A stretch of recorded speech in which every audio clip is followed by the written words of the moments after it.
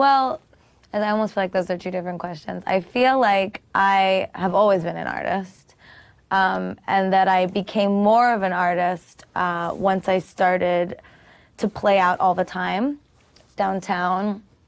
But it really wasn't until I got signed to Interscope and until I got a tiny bit famous in New York that I really became more of a dance scene artist and out in the clubs than before. So I would have to say, like, right around the time when I got signed, I almost got arrested in Chicago for wearing short shorts. I was in W Magazine, cover of Women's Wear Daily. So really when I started being myself, I mean, I've always been an artist, but when I started to be just who I really am, which is a provocative exhibitionist, somebody that does things for attention pretty shamelessly, that's when I was like, okay, so just be who you are, and then that's your artistry.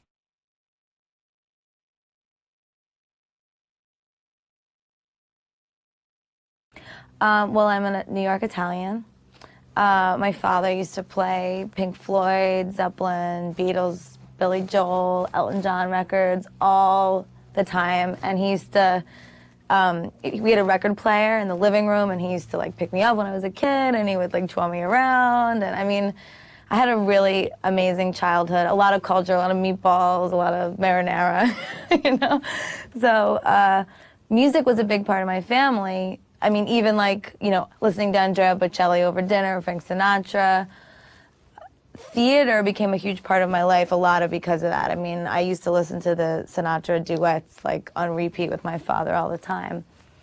And then my mother made me play piano when I was 4. It was kind of a discipline thing, and she used to say, you don't have to practice, but you got to sit there for an hour every day. You can either play or you can just sit there. And probably for the first couple of years, it was like, you know, I used to sit at the piano and like I'd start banging, and I was a really bad kid. And then I got bored just sitting there, so I started to play, and then I got really, really great at classical piano. So when I was 4, I started taking piano lessons, and I really hated it at first. I mean, I enjoyed playing, but I wanted to play by ear, mostly because it was faster for me. I could just like listen to something and just start playing it. Whereas reading music was more disciplined. I had to like, you know, learn the notes. And so I hated practicing, but my mom used to say like, don't move. Like you sit there for an hour, you can either like practice your scales or you can do nothing. So I used to be, you know, a real asshole and sit there and like start banging, or I would just like, you know, do that. And eventually I got bored, so I just started to play, and I got really, really good. And I got really good very fast. And that's how I am. If I'm not very good at something right away, I don't want to do it. There I go with my finger.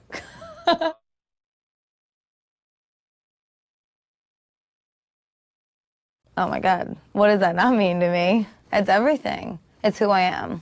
It's culture, it's family, it's my heritage, it's my fashion sense. You know, I'm inspired by the street, but I'm also like obsessed with the gangster mob princess and the you know, in Scarface. And I mean, that's not Italian, but you know what I'm saying. The casinos and the gaudiness, and it all really plays into the concept of my album, The Fame, because for me, Italians and that sort of gaudy culture is a way of self-proclaiming your own fame without, you know, $8 million.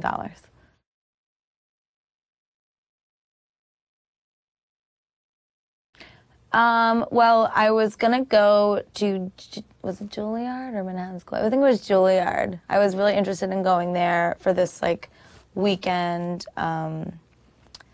pre-college program, and I actually got like really nervous before my audition and decided to go to acting school, which actually ended up being better because so much of what I do now is persona related, and Lady Gaga, me, it became who I am now, but it was like it was a self-discovery that really was found through acting and sense memory and figuring out, I mean, like things like, you know, certain positions and dance moves that I would do would resonate more with me than others. Like I suck at ballet, but I was excellent at jazz and theater.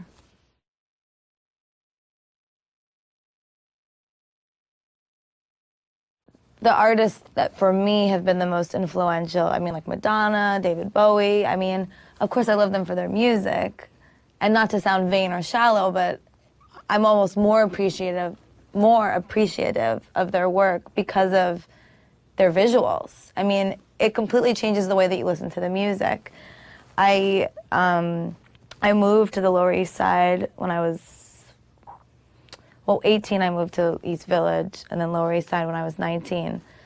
And, you know, everybody dressed different, everybody talked different, everybody's swagger was different, and I'm somebody that likes to experiment with different things, so I bought a lot of leather and a lot of sequins, and I started making, I was go-go dancing for fun, so I started making my costumes because it was cheaper and also fun.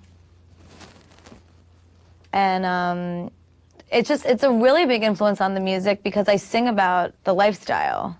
I'm not making underground music, I'm making pop records about an underground lifestyle. That's the difference.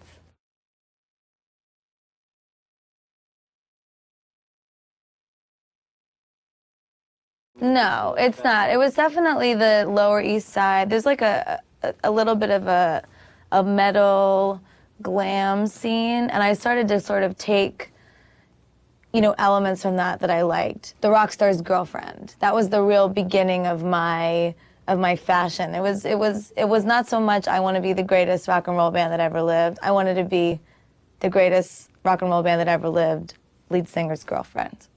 That's what I wanted to. I wanted to be the girl backstage at the Motley Crue concert in the feather dress doing Nikki Sixx's eyeliner. You know what I mean? Like, it was just kind of different. But I'm also obsessed with Versace, Gucci, Dolce & Gabbana, Fendi, Valentino.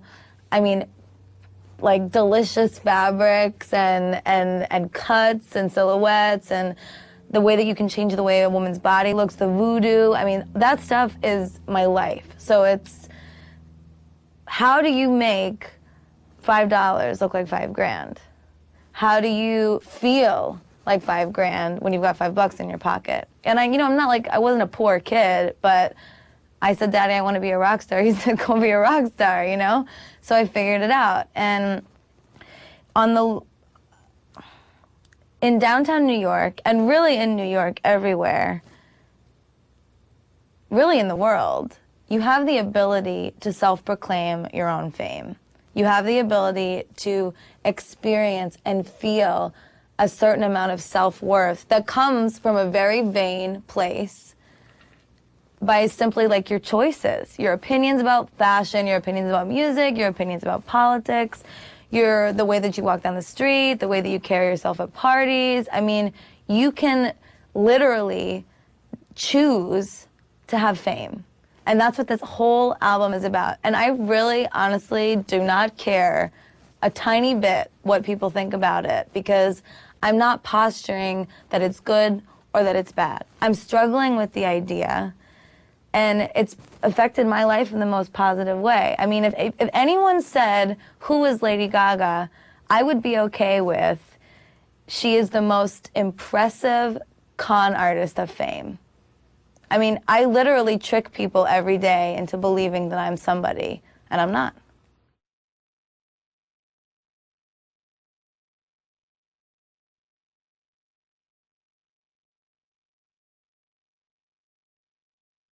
I mean, look at Paris Hilton, right? She's like, I mean, I love her, and I'll tell you why I love her. Because she is a rich girl who's done nothing, but everybody in the world knows this chick's name. How did she do it? She chose it. She took it. It's like, I mean, there's all of these socialites, the underground, but I'm using an example like that because it's something that everybody can relate to. They know who she is.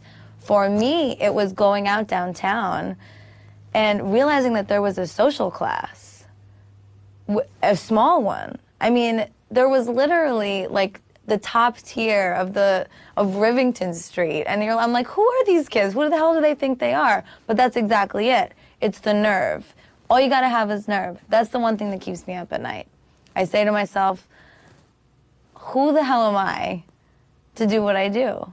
Why do I deserve this? Who am I to do this? And then I remember that I'm talented. And then I remember that I'm actually very good at what I do. I'm extremely educated, but that's not something that I'm not like one to like be defensive about my work.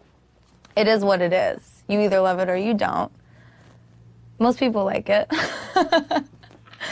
But yeah, I mean, it's about taking pop culture and taking the media and using it in a positive way. Look at Perez Hilton, for example. You know, he completely grabbed fame by the vocal cords and choked the world using fame, using people's obsession with the celebrity. I mean, why? Who really cares, right? Why do we care so much?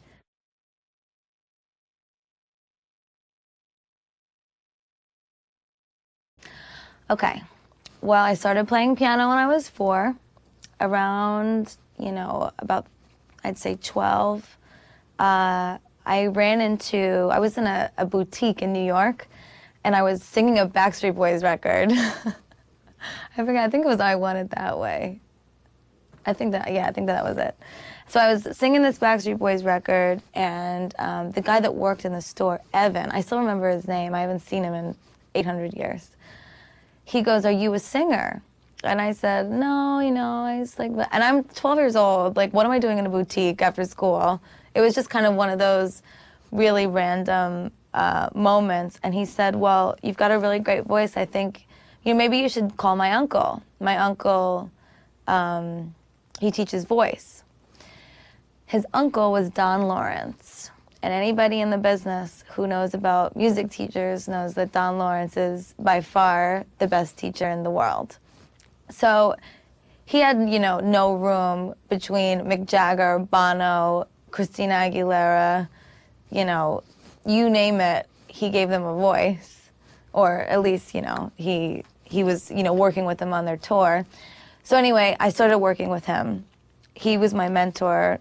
He's still my mentor till today. He encouraged me to start writing music. So around 13, I started writing records, stuff on the piano in my house. So I moved from classical to pop. And I started noticing that, okay, well, the Bach chords are the same as the chords for this Mariah Carey record, right? So I just started like picking up on little things, you know, doing small chord progressions. Then I started doing coffee houses. You know, I put together a coffee house at my high school just because I wanted a place to play. I would sneak out and go to the bitter end. I would, you know, go downtown to McDougal Street with the seniors from Regis High School just to experience the, you know, music nightlife in New York.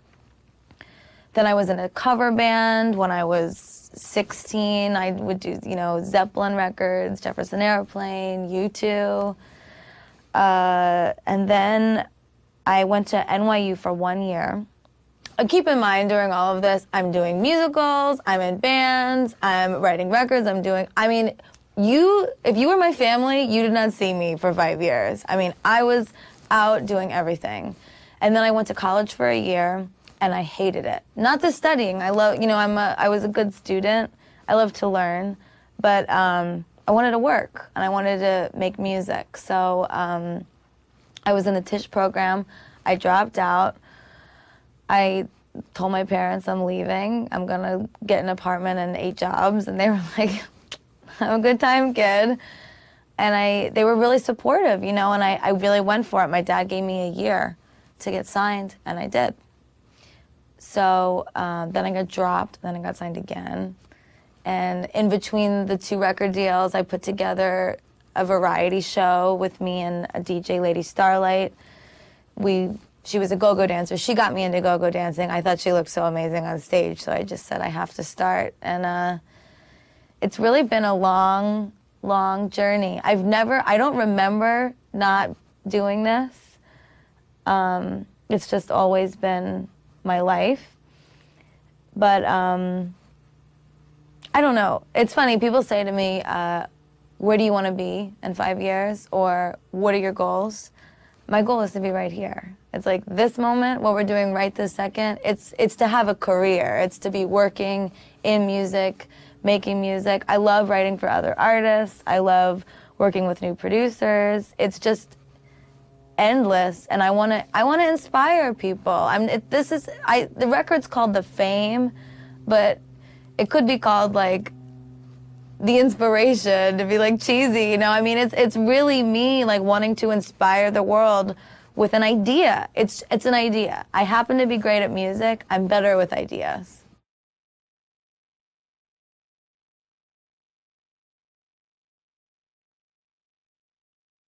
Well, they're all different. Beautiful, Dirty, Rich, I wrote in my panties, dancing around to a track in my bedroom. You know, that's one way that I write. Other ways I write are at the piano. I'll, really stick to the chords, really try to come up with really beautiful progressions. But I find that all of the, quote unquote hit pop songs, if you will, are when I am like doing the dishes, not paying attention, or joking around with my friends. Let's have some fun this beat. I mean, I'll just literally be doing something that's funny and it becomes a song. I mean, it's really the best way. It's simple, it's catchy, it's hooky, it's peppy, it's snappy, it's quick. And Just Dance, which is my first single, I wrote that song in honestly 10 minutes. Me and the producer, Red One, who I've known before I was signed to Interscope, we did a record long before called Boys, Boys, Boys, which was the record that really got me noticed. But I was so excited to be in the studio with him in LA. Vincent Herbert, who signed me, got us the record plant. I felt like I was, Madonna in 1985. I was like, oh my God, this is so huge.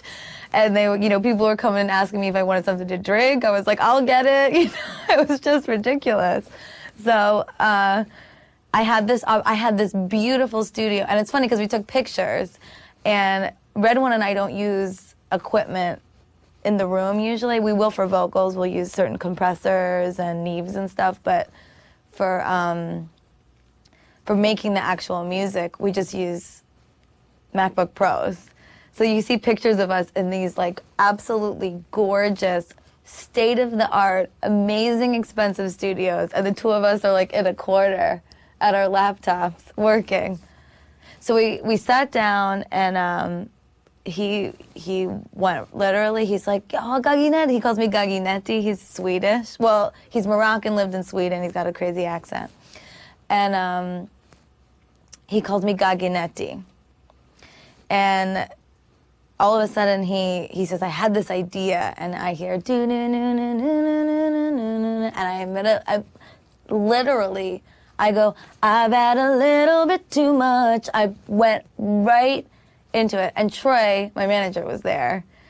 And I remember being so nervous because I don't allow anybody to be in the studio while I'm writing, but I couldn't say no because he's my manager, and I'm like, I can't say no. So he was in there, and I was a little bit nervous, like, oh my God, it's the first time he's seeing me write. But we wrote that record in 2 seconds. Vincent Herbert walked in.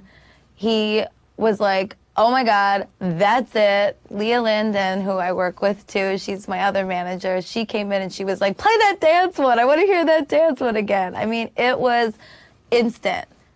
Everybody went crazy. And Akon, who we did the record with too, he's such a down-to-earth guy, and for me, it was like he's like the most worldly, like cultured. He's like a hip-hop R&B guy, for him to be into my stuff, like a white chick from New York who does like dance music, disco, pop. I was like, I don't know what he's gonna think of this. And when we started working on it, he really was into it. And he was like, that's it. Everybody just knew this is it. This is the one.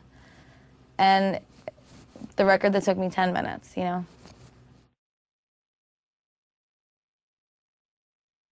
Well, my music is pretty much a reflection of my transition from New York uptown to New York downtown and all the things that I've discovered.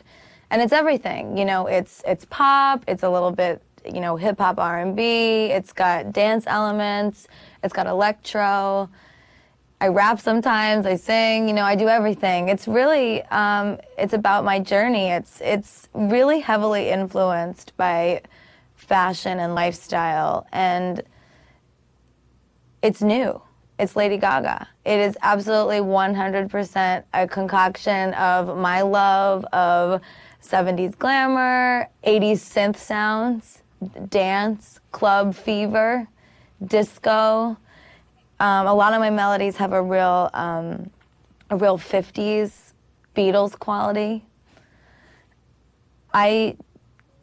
Glamour, filth, rock and roll. It's got, I mean, Boys, Boys, Boys is a metal song trapped in a pop star's body. I mean, I think about everything when I'm writing, but I'm constantly being influenced by different things. I'm like a little sponge. So it's pop, but for me, pop is the new underground. Everybody said goodbye to it for a little bit, and we started to really start bowing down to all of these rising indie acts. But I feel that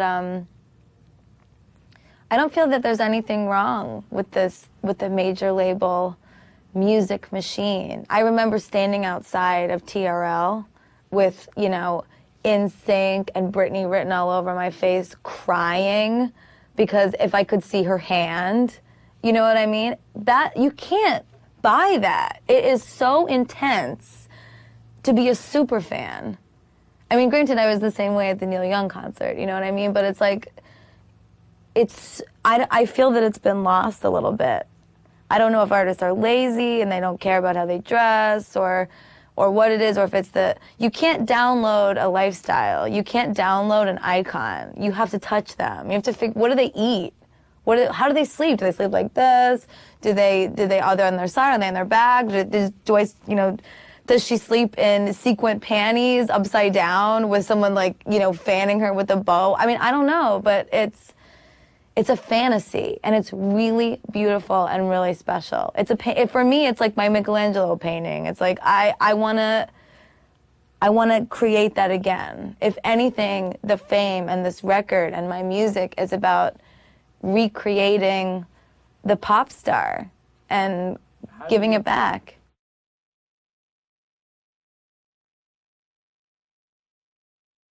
Well, my live show is like a musical. There's dancing, I sing live, but with the track, so it sounds like a lot like the record. I spin with a DJ. We're working with Space Cowboy right now, who's amazing. And it's like a variety show. I mean, the dance style is not hip-hop. It's, you know, like late 70s jazz. It's got a little Fosse in it. It's got a little, I don't know what. I work with Lorianne Gibson. You guys know her from Bad Boy, Making the Band. Well, you might know her from everything because she's pretty much legendary. But working with her has been incredible, molding the show, because I remember when I first met her, I walked in, my hair was black. I had on see-through leopard tights with a thong and like some ridiculous jacket and these huge Elton John sunglasses. And I was like, hi, Lorianne, like the nerdiest chick ever. And she looked at me and she was like, hello, Muffin. Like, oh my God, who's this girl? And then I played her my record and she goes, oh, really? That's what she said. Oh, really? And the show is really, it's intended to give you a stomach ache. I'm not trying to like just entertain anybody. I really want to bother everybody. I want everyone to go like a little bit like, oh my God, what is she doing? Ew, what's going on? But the records are pop. It's a pop record. It's a pop show, but the visuals and the ideas and the fashion is really forward thinking. It's completely 150,000% my own. Everything that you see, the disco bra in the video, I made it. The disco bra on stage, I made it. The corset, the chains, it's like everything's been put together so strategically. And if it's not, I'll like have anxiety about it. We'll go on stage because it's got to be perfect. It's got to be exactly me. I'd like to know, I see you with these amazing glasses. How would you define your look? The look Lady Gaga. What is it? It's Gaga. C'est moi. Which New York. Un peu futuristique. Avant-garde. Me. What are your influences? Well, ma mère. And Why? Your mom? she was a real lady. Une dame.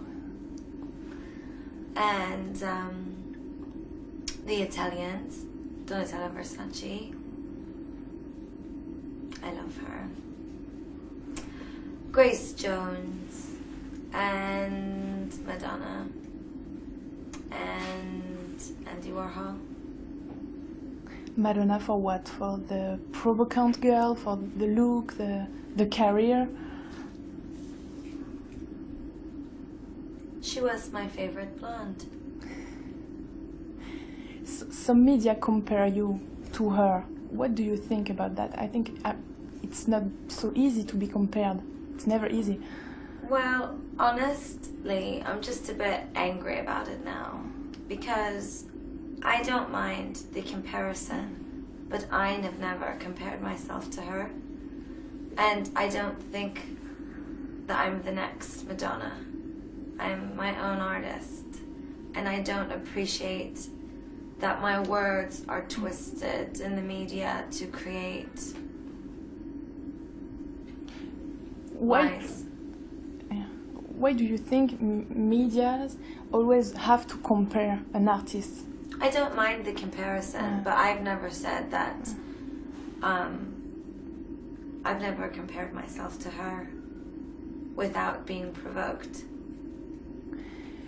What is your musical style? Is it pop? Is it dance? Is it a mix? It's pop, New York pop, theatrical pop, dramatic. Last year was an amazing year for you. I mean, Merci. how did everything start for you? Oh. When I started to take piano when I was 4, and I was a classical pianist. And then I began to write around 13 and study theater. And then I started to play out in clubs in New York City. And I just never stopped. It's my destiny to make music. You were writing for others. Yes. Can you tell me a little bit more about that? Well, before my album was put out, I was in the studio writing for other artists on Interscope and other artists that Akon was working on. And I just worked in the studio more as a writer, and it was good for me because I became a better writer. And also, it began to build a buzz in the industry about People were starting the to talk. craze la femme folle. And when did you switch and decide to be a singer? I never switched. I always was going to be a singer. It was actually quite difficult for me sometimes in the studio with women. Why? I think I intimidated them a little bit. I would go in to write a song and they didn't want to work with me. Because maybe... That's a shame for them because I write good songs, but... What bothers them? What is the problem about that? Why? Because of your personality, maybe, or? Because I'm an artist. And when you are in the studio working on your own artistry, you don't want to work with another artist, I think. I do, but some people don't. Just a second. Because you look at her always, and your look is gonna be up. Just for your glasses. Who did you write for? Britney Spears, the Pussycat Dolls. I wrote for a couple artists on Universal and New Kids on the Block. What kind of song? What kind of Pop lyrics? What do you say in your songs when you write? It depends. I say all kinds of things. You talk about love, you talk about ladies, girls, you talk... Love, sex, money, pornography, Christ, whatever I feel. You always knew you were gonna be an artist? Yes. How does it feel? I mean, it's Being an it's artist. unusual to want to be an artist. You think so? That's also a question. I'm wondering. How does it feel? To be me? Yeah. I don't know if I can describe that in one word. Perhaps that is really what being an artist is all about. If I were to give you one word to describe who I am right now, I would have no real reason to make any music in the future, would I? I'm a bit mental, like always working and thinking, very overactive brain. I don't care about anything else. Nothing. I'm a bit selfish, I guess. You have to be a bit selfish in this industry now, because there are I'm very shots. vain about my work. Very vain. Like, I have a very specific vision, and when I feel that it is like corrupted or convoluted, it makes me mental. I want to just a second go back on what we were talking about, people comparing you to, we said Madonna, but here I read articles and they talk about Gwen Stefani, also the Pussycat Dolls. Why? I mean, I see you today, you're unique, but they compare your voice to Gwen Stefani, for example. What do you think about this one? To be perfectly honest, I think that today, with the internet, any idiot with a computer can review whatever they want. So I don't really think anything of it. Mm-hmm. Okay. How did everything last year? I mean, how did this start? You were singing on a Miss Universe television show. That was your first appearance. No, that was the first really big one. How did it feel? It was like really crazy. I could not believe it, really. So many people. And very strange for me because I'm not really a pageant girl. So it was a bit strange. How were girls looking at you? They were nice. They loved me. I loved them too. They were very sweet and very pretty. And then after this show, everything started. I mean, No, for you as a it took forever. Lots of work. The television show was great, but it was not the foundation. And I played in nightclubs for years before, and I continued to do that in America. America didn't want to play my song on the radio. Why? They didn't want to play it in France either. All over the world. You know why? I don't know why. I the- think it's a good song. I wouldn't have wrote it if I didn't think it was a good song. But they do today. It's on. Yeah, now it's on the radio. That's because I worked really hard, played lots of clubs, met every DJ, and I really believe in the work. And they changed their mind. Yeah. Good job. So it's really hard to become an artist and to. Yeah, you don't just like write a song and then they put makeup on you and throw you on TV and you're famous. That's not how it happens. People that think that, it's not true. How was it, the Pussycat Doll tour? I mean, they were touring every day. Great. It's a huge tour. How was it for you? Great. The girls are very sweet, and I was very lucky to be on the tour with them. They asked me to be on the tour before my song went #1, so it was like perfect timing. How old are you? 22. It's really young, Yeah. but you're so determined. What is the next step for you? My tour. When? You have an idea? About 2 weeks it begins. It's like really amazing. And I'm excited because it's the first time that I get to have control over everything. It's not somebody else's tour that I'm opening for. It's not a club show. It's not promotion. It's my art. It's people coming for you. To see what I want them to see. Exactement. And what do you want them to see? You have to come. I can't explain it. You have to come see. You dance, you move a lot, you... It's a very multimedia. It's dance, it's fashion, films. It's a whole experience.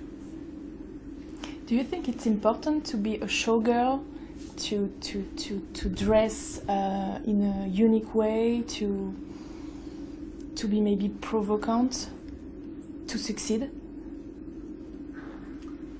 I don't think that, I think to succeed you have to be smart and you have to be good. I don't think it has anything to do with your fashion sensibilities. There's lots of very, very pretty girls with rich boyfriends and they're not famous. I think that it has to be honest with a little bit of a lie. There is a little bit of a lie in your... A dream. A dream is a lie. What are your influences, but talking about other singers, maybe musician? David Bowie, Frank Sinatra, And in the new... T-Rex, Queen, Grace Jones. And in the new generation of artists, maybe younger, are there any people you really like and admire? I don't really model my work after anyone modern, no. It's more from the past. Why would I want to be like somebody who's out right now? Who wants to? But it's so easy to do like someone else. I don't think it's easy to do like someone else, but I think it's boring. And I also think that people don't have a lot of like very good references. It's like people say she's like so-and-so, but that's because you only know about so-and-so and you don't know about anyone else. You're right. Talking about your look, I heard you wanted maybe to create your own brand. No. Well, someday, but not right now. That is en rumeur. There are a lot of rumors about you. That's why I'm happy to meet you. Well, fire away. I have an iron shield on my heart. Do you have an idea why people like you all over the world already? I mean, You think people like me? Here? Yeah. That's very sweet. I met people, they were like really, they like you. That's very sweet. You know why?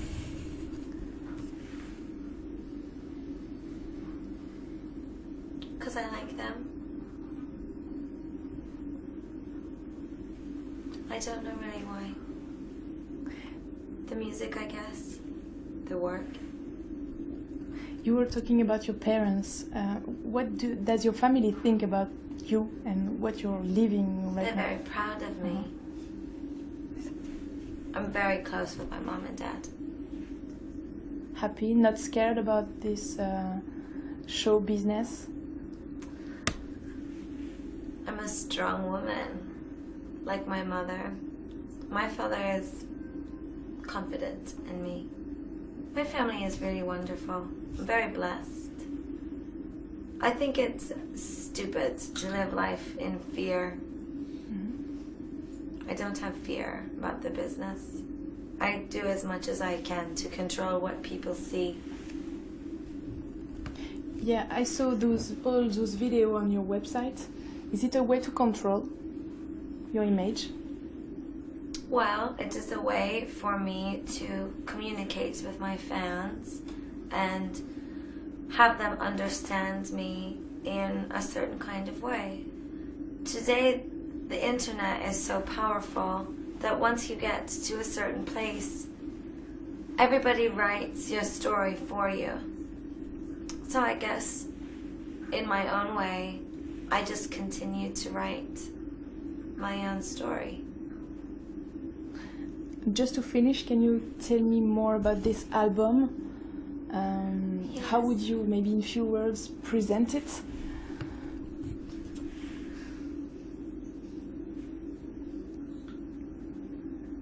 I wrote it in like 2.5 years. Okay. And it's a study. It's a study on fame culture and young people and pop culture, and on whether or not it's valid. I think it is, which is why I wrote about it. I think that vanity can be a quite positive thing in your life if it's used properly. Like in the 70s. It's okay to love yourself and to love your work and to walk and talk and dress down to your fingernail the way you feel in your heart. And that's what the record's about. I was not famous, and I have no desire to be a celebrity. But I am very, very good at making people wonder who I am. It's kind of a game for you? It should be for everyone. It's not a game. It's a way of living your life. When you walk down the street, you should want people to say, I don't know who that is, but I want to know who that is. Thank you very much. Just to finish, can we see your eyes?